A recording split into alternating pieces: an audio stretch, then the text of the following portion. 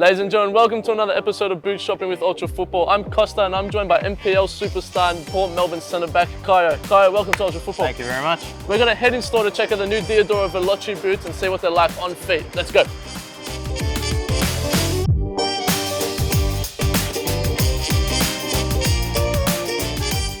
Now, Caio, welcome to Ultra Football. Is it your first time here? Indeed it is. It is. I mean, we said it before. I mean, how awesome is a store like this? Did you have anything like this growing up? To be honest, no. I think it's every kid's dream. To be honest, some adults even, I'm sure they probably want to come here. It is a bit glorious. It's something different. It's something everyone sort of, you know, on a weekend off, on a day off, why wouldn't you want to come here? There's a park, there's clothes, there's kits. It's everyone's dream. Definitely, there's plenty going on. So you've got a Brazilian heritage yourself. I mean, football culture and football heritage, it's Brazil. You think of football, you think of the flair, you think of talent. Brazil is that. How much of an influence did that sort of Brazilian influence have on you and sort of your playing career now as well? 100%. Look, it can be a stereotype, it can be a bit of a cliche. Brazil, joga bonito. I think it says it all. Got the Brazilian hat. Look, in hindsight, when you grow up, every footballer's, or every Brazilian's dream is to be a footballer. You start from the bottom, you want to earn your way up to the top.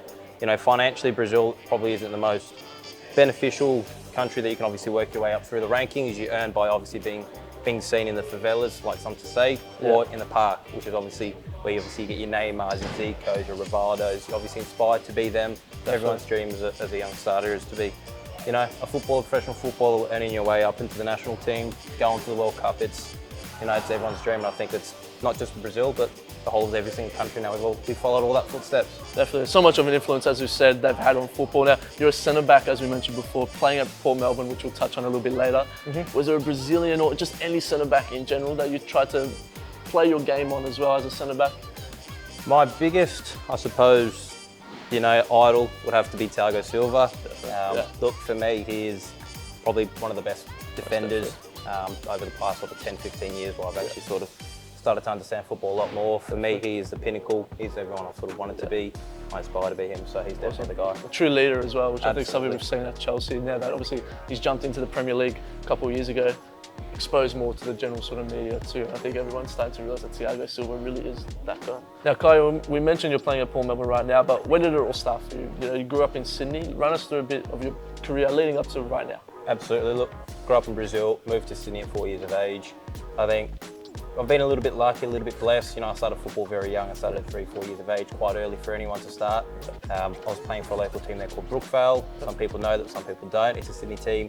I worked through the rankings into Manly United, which at 9, 10 they start promoting the SAP, which obviously takes you to the NPL. Had a brief stint in Europe after that, came back. I was lucky enough to get into sort of the A-League quite young, at a young age, at 15, 16, when you know, Sydney FC gave me the opportunity to be part of their train. I was scored in the Sydney team. Awesome. Shortly after that, I went to Newcastle. Newcastle gave me an opportunity to stay there in the youth team, which I worked my way up into the first team for about 3 seasons. Went back overseas, went to Holland. Absolutely loved it. For me, it was a pinnacle of my career. The things I learned, I think, just as a centre-back, just the way they play football, the way they obviously train, it's just a different lifestyle.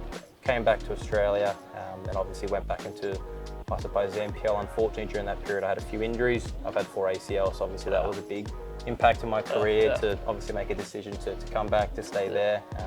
So obviously I kept fighting, but in reality the body was a little bit half-half. Obviously, since coming back to Sydney, stayed there for a little bit, went back to Manly United where I started my grassroots.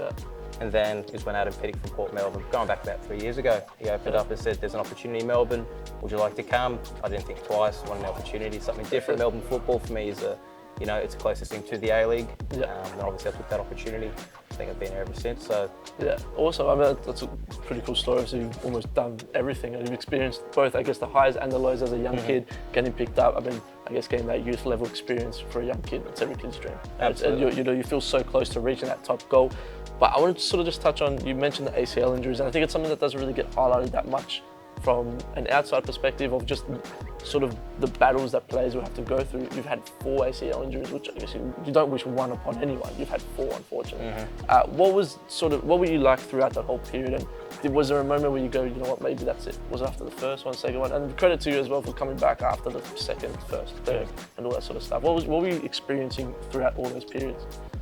Look, to be honest, I don't wish it upon anyone. One injury, it could be an ankle, it could be a knee, it could be a back, it's bad enough. You know, at the end of the day, we want to play football, we want to play games. After the first one, I was very young. I was only 15. So for me, it was, okay, I still have a long career ahead of me. I will get back. Took my time, I did everything right. The second one came on my first training session. I just went to just turn, I slipped. That was my ACL again. Probably came back a bit too early, but that's all part and parcel. The third one was probably the toughest one for me. I'll never forget the day. So I had a friend that was playing at Newcastle at the time. Leonardo Santiago is an Ajax, Feminine, he played for Feyenoord, Ajax. He became very good friends with me, Brazilian background as well. He was sort of coming from a knee injury that he suffered in his career as well. And he sat down when we had dinner, we sort of lived together for a little while. He said, don't give it up. This could be the moment we obviously can prove to everyone you can do it again.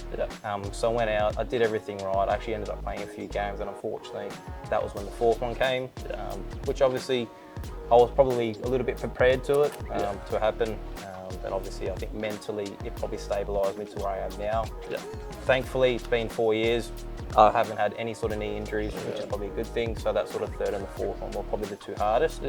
But you learn, you live, and obviously you learn to take care more of your body, nutrition, training, just little things after games. You start to learn about your body a little bit more. So. And you're obviously playing in so many different environments as well throughout your career that you've had, and only 24 years of age. So you've done everything in a pretty quick sort of space of time. So I guess congratulations on that in coming up, because I think that's something that, again, doesn't really get highlighted that much.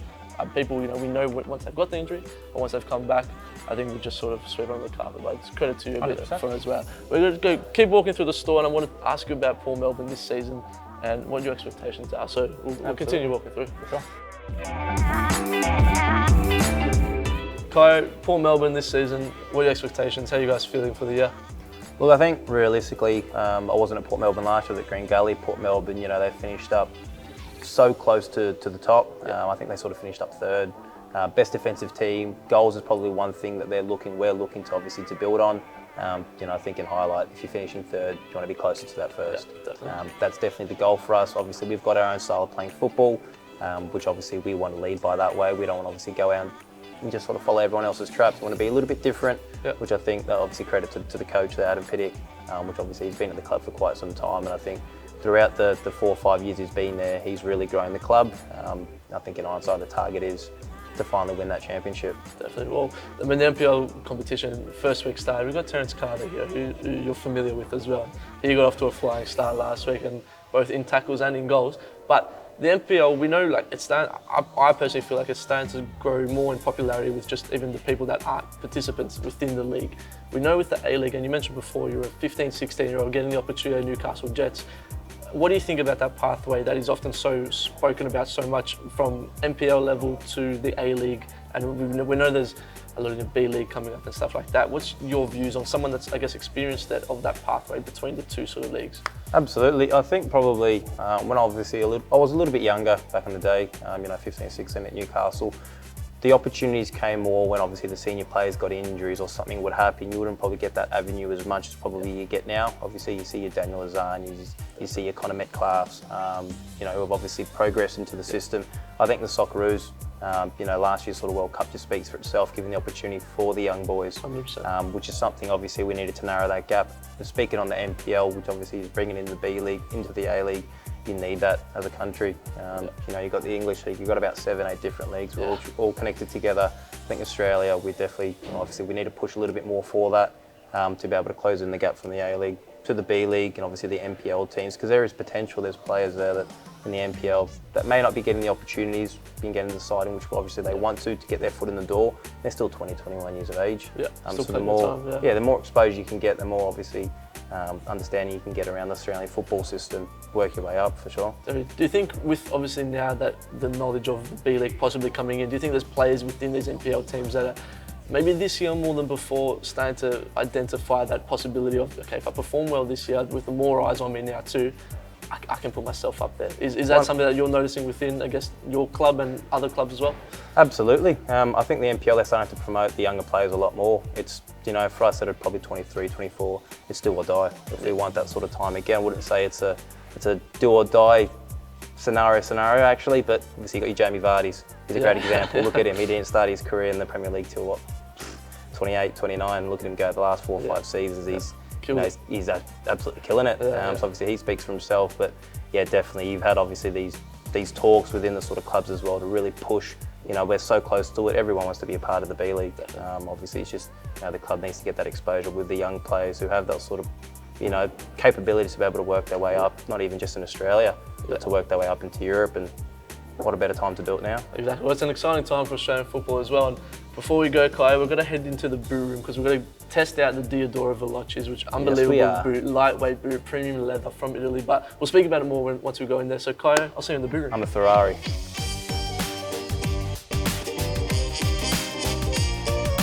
Alright, Caio, in my hands I've got the brand new Diadora Volces and an unbelievable boot, super lightweight as well, and the leather on them, genuine leather, Italian leather too. So we know Diadora, worn by the likes of a Francesco Totti and a Roberto Baggio as well. So worn by some of the legends of the game. I would pass you to these. How do they feel? Very light, very quick, reminds me of a Ferrari. Well, interesting you say that because they are inspired by some of the fast cars in Italy with the leather at the top and the panels at the top as well. Inspired by some of the fast cars made in Italy. So you are a Ferrari, like I said previously. I am, I am. Quick on the feet, quick centre back, is that a bit of you? Absolutely, 100%. They call me the Ferrari on the field, on and off. Unbelievable. No, very light, very smooth, the leather as well. I think over the last decade or so, 20 years, it's evolved heaps. The brand, the mark, it's actually really nice. Very light, very quick. You worn any previous Diadoras in your career as a youngster even? I have. As a youngster, yeah, I think it's, you know, I don't know if you can sort of relate from yourself, but I know back in the days from probably about 5 to 8, you had the Diadoras. Yeah. Parents used to love buying the kids the Diadoras, and for me, yeah, I've still got sort of a lot of pairs back at home, the black and whites, the white and the reds, and the yellow and a black pair, that obviously I grew up sort of playing with. So yeah, obviously to see these Diadoras within the last sort of 15 years to evolve this much, it's quite incredible. They're definitely one of the most adaptive brands as well. I think Diadora, comparing to other football boot brands as well. I think the colourway on them is great as well. You prefer the flashier boots? You like the black with a touch of flash? What vibe do you kind of go for? I think defenders can have two sort of alternatives. You can go very flashy, or you can have the plain black with a little bit of flash too, which obviously you got to showcase a little bit of the defender. So no, for me it's definitely I like the yellow as well. Reminds me back of Brazil, the Italia. Everyone likes a bit of Italy and just the black front.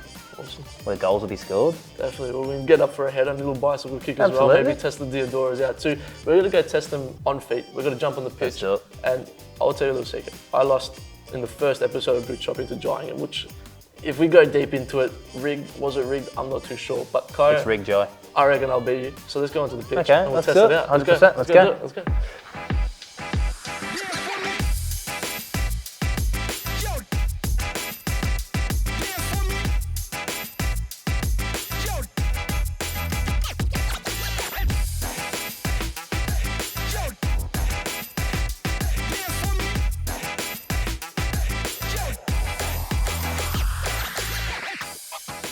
Caio, how the boots feel? Mate, fast, powerful, comfortable, and actually all around good. Like it. Well, I'm going to put them to the test. Okay, we've got a top bins over there. 1v1, me versus you. Top bins challenge. Loser, shouts a person a coffee. Done deal. Let's do it. So I'm going to win. Paper, scissors, rock. Who goes first? I'm going to go rock. Oh, I'll go scissors. 1, 2, 3, shoot. What? You butchered it again. We've done it again. Isn't it 1, 2, 3, then shoot? All right. 1, 2, 3, shoot. 1, 2, 3, shoot. 1, 2, 3, shoot. Oh, I'll go first. Give me the ball. First time, one and done. Port Melbourne will sign me straight after this. Thanks for coming. Oh my gosh, I actually thought I almost hit it. I actually thought I was going to hit it as well. I got really nervous. Almost the best thing I've done in my life.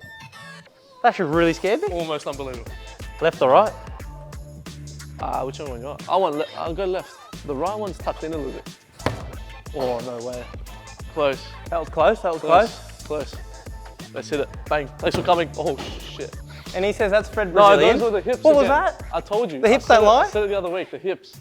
The hips don't lie. What's going on? We're going for third of attempt. Oh, no way. This one's getting competitive. Trying him. Oh! He's boom!